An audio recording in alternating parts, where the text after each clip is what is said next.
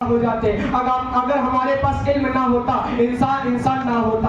آئیے دیکھیے، ہم دیکھیں کہ کس کے پاس کیا علم ہے۔ اللہ رب العزت نے تو ارشاد فرما دیا، اللہ کے بندوں میں اللہ سے وہی ڈرتے ہیں جو علم والے ہیں، پر ہم علم سے دور ہو گئے ہیں۔ ہم نے اپنے بچوں کو ڈاکٹر تو بنا دیا ہے، پر ہم نے انہیں قرآن نہ پڑھایا۔ ہم نے اپنے بچوں کو انجینئر تو بنا دیا ہے، پر ہم نے انہیں قرآن نہ سکھایا۔ بلکہ ہونا تو یہ چاہیے تھا، اگر وہ ڈاکٹر تھا تو وہ قرآن بھی پڑھتا، اگر وہ انجینئر تھا تو وہ قرآن بھی پڑھتا۔ ہونا یہ چاہیے تھا، اگر وہ پروفیسر تھا تو وہ قرآن بھی جانتا، ہر چیز جانتا۔ پر بریلی کے امام کو دیکھو، بریلی کے امام ڈاکٹر بھی تھے، ہر چیز جانتے تھے۔ اگر کہیں اعلیٰ حضرت فتوے کی بات آتی ہے تو مفتی بن جاتے تھے، کہیں کسی سائنٹسٹ کی بات آتی ہے تو سائنٹسٹ بن جاتے تھے۔ ہر چیز کو اعلیٰ حضرت نے ہر چیز کو بیان کیا۔ اعلیٰ حضرت وہ شخصیت ہے جو ہر چیز کا علم جانتے تھے۔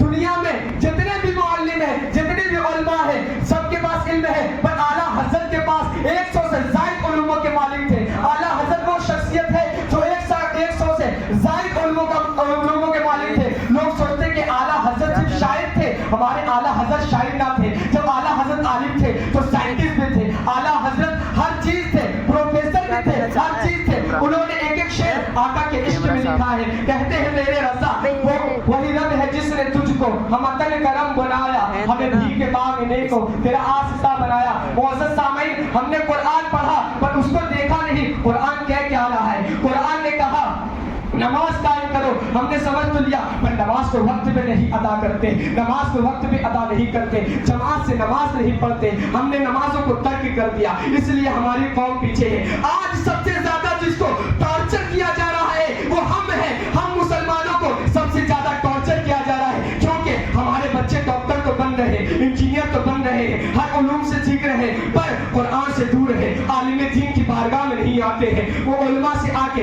مسئلے نہیں پوچھتے ہیں، علم دین حاصل نہیں کرتے ہیں۔ یہ علم کی بارگاہ ہے، اگر مسلمان تمہیں اپنا وقار پانا ہے تو پھر سے آ جاؤ۔ وہ معزز تھے زمانے میں، مسلمان ہو کر تم ذلیل و خوار ہوئے، تاریخ قرآن ہو کر نہ سمجھو کہ تم مٹ جاؤ گے۔ اے ہندی مسلمانوں، تمہاری داستان بھی نہ رہ جائے گی داستانوں میں، تمہاری داستان بھی نہ رہ جائے گی داستانوں میں۔ قرآن پڑھو، اس کا مقصد سمجھو، قرآن کہہ کیا رہا ہے۔ اگر قرآن نہ ہوتا تو بھائی بہن کی حقوقیت کون جانتا، اگر قرآن ہونا ہوتا ماں باپ کی حقوقیت کو کون جانتا، اگر قرآن نہ ہوتا بہن کے حقوق کو کون جانتا، اگر قرآن نہ ہوتا تو ماں کے حقوق کو کون جانتا۔ قرآن وہ کتاب ہے جس نے انسان کو انسان بنایا، قرآن وہ کتاب ہے جس نے بتایا حرام و حلال کیا ہے، قرآن وہ کتاب ہے جس نے بتایا اگر تمہیں چلنا ہے تو شریعت مصطفیٰ پر چلو، بتایا کہ شریعت مصطفیٰ پر چلنے کا طریقہ کیا ہے۔ قرآن وہ کتاب ہے جس نے ہمیں بتایا کہ دنیا میں رہ رہے ہو صرف دنیا کی مت سوچو، آخرت کی بھی سوچا۔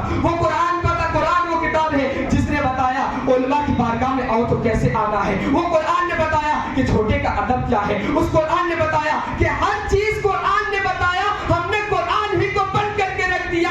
آج ہمارے پاس جو بھی پریشانی آتی ہے ہم یہاں وہاں جاتے ہیں پر قرآن نہ پڑھتے ہیں، ہم تعویذ پہ تعویذ بنواتے ہیں، اگر شادی نہیں ہو رہی ہے تعویذ بنواتے ہیں، ہر چیز بنوا رہے ہیں، پر قرآن اٹھا کے دیکھو پارہ نمبر 15 میں اللہ رب العزت ارشاد فرماتا ہے سورہ بنی اسرائیل میں وَنُنَزِّلُ مِنَ الْقُرْآنِ مَا هُوَ شِفَاءٌ وَرَحْمَةٌ لِّلْمُؤْمِنِينَ۔ ہم نے قرآن کو نازل فرمایا کہ اس میں مومنوں کے لیے شفا ہے۔ جب قرآن میں شفا ہے تم تعویذ پہ تعویذ بنا رہے ہو، ان کے پاس جا رہے ہیں تعویذ بنوا۔ میرے معزز اسلامی بھائیوں، ذرا سمجھیے کہ قرآن ایسی کتاب اللہ نے ہمیں عطا کی ہے کہ قرآن میں ہر چیز کا بیان ہے، ہر چیز۔ ہمیں اگر مسئلے نہیں آتے، ہمارے امام صاحب ہیں، پر لوگوں نے آج علماء کی بھی بے قدری کر دی ہے، علماء کی بھی عزت نہیں کرتے ہیں۔ امام صاحب سے اگر غلطی ہو گئی، آپ سے کیسے غلطی ہو گئی، امام صاحب لیٹ ہوئے کیسے لیٹ ہو گئے، یہ نہیں ہونا چاہیے۔ اگر امام صاحب لیٹ ہو گئے کوئی پریشانی ہو گئی ہوگی، کوئی دقت آ گئی ہوگی، کوئی نہ کوئی پریشانی ہو گئی ہوگی،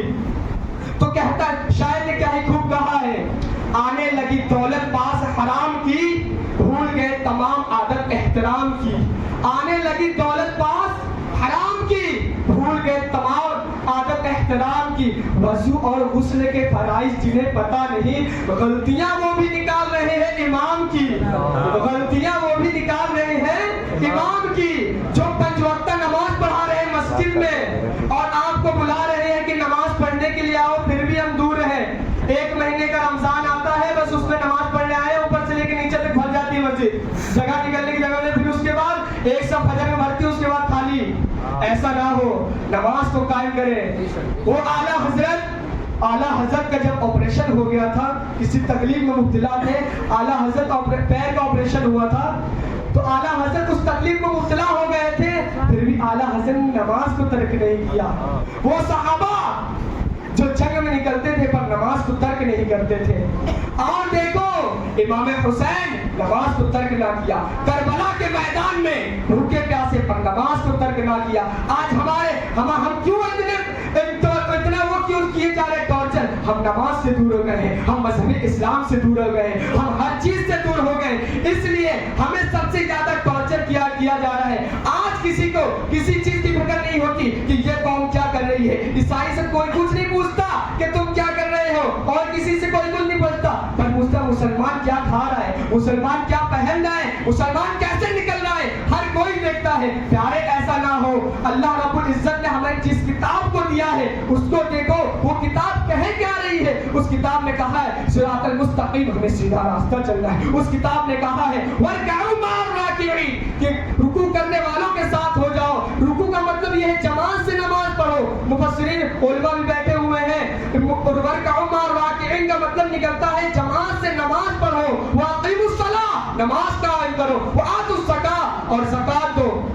मुअज़्ज़ज़ सामीन, ऐसा नहीं होना चाहिए। हमें बल्कि ऐसा होना चाहिए जहां हमें माँ बाप की आदत का एहतराम करना चाहिए, अदब और एहतराम। हर चीज को देखिए, नमाज एक महीने के लिए नहीं है, नमाज हमारी जितनी उम्र है, जब तक उम्र है तब तक नमाज पढ़नी चाहिए। नमाज को कायम और दायम रखिए। और जो किताब अल्लाह रब्बुल इज्जत ने हमें अता की है, उस किताब को देखिए, वो किताब क्या रही है। अपने बच्चों, सबसे ज्यादा अभी इस वक्त सबसे ज्यादा बच्चे स्कूलों में पाए जा रहे हैं, पर मदारिस जो है, मदारिस में देखिए बहुत कम बच्चे पढ़ रहे हैं। ध्यान दीजिए, जहां हमारे बच्चे के डॉक्टर की किताबें होनी चाहिए, तो दूसरे हाथ में कुरान शरीफ होना चाहिए। अगर इंजीनियर बन रहा है, दूसरी तरफ कुरान पढ़ना चाहिए, क्योंकि इंजीनियर का भी बायोडाटा कुरान में है, डॉक्टर का भी बायोडाटा कुरान में है। मेरे पास वक्त बहुत मुख्तसर था, मैं कुछ देर के लिए आपके सामने आया।